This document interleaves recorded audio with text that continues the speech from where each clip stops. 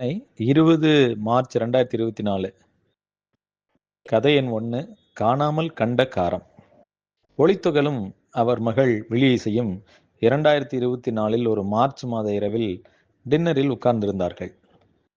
ஒரு பிரபல எழுத்தாளர் மஞ்சுமெல் பாய்ஸ் குறித்து சொல்லியிருந்த கருத்துக்களை ஒளித்துகள் தன் மகளிடம் சொல்லவில்லை.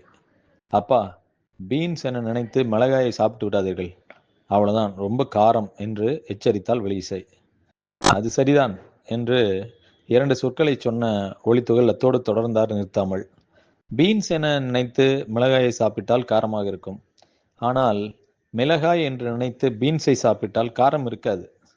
அடடா, இதுக்குள்ள எவ்வளவு பெரிய தத்துவம் இருக்குல்ல என்று கேள்வியோடு ஒளித்துகளின் ஒளிக்கீற்று ஒட்டியிருந்த சிந்தனை முத்து நீல நீளமாக இருந்த பாசுமதி அரிசி மீது கொட்டி தெரித்தது. ஆனால் விழியிசை ஒரு முடிவுக்கு வர முடியாமல் இருக்கா இல்லையா என குழம்பினாள். ஒற்றை சொல்லில் பதில் சொன்னாள். புரியலையே. அங்கிருந்து அர்ஜென்டினா அழைத்து சென்றார் ஒளித்துகள் தன் பதிலில். எனக்கு தான் புரியல, ஆனா படிச்சா ஏதோ சொல்ல வந்துட்ட மாதிரியே இருக்குல்ல. ஜார்ஜ் லூயிஸ் போரேஸ் என்கிற உலக புகழ்பெற்ற எழுத்தாளரின் இளஞ்சிவப்பு மூலையில் இருந்த மனிதன் கதையை படித்தால் அப்படித்தான் சிந்தனை தோன்றும் என்றார் ஒளித்துகள். பின்னால் 6வது கதையில் டைமிங் சொற்கள். இந்த மனிதன் மீண்டும் வருகிறான். போர்கெஸ் எழுத்தாளர்களின் எழுத்தாளர் என்று அறியப்படுகிறார்.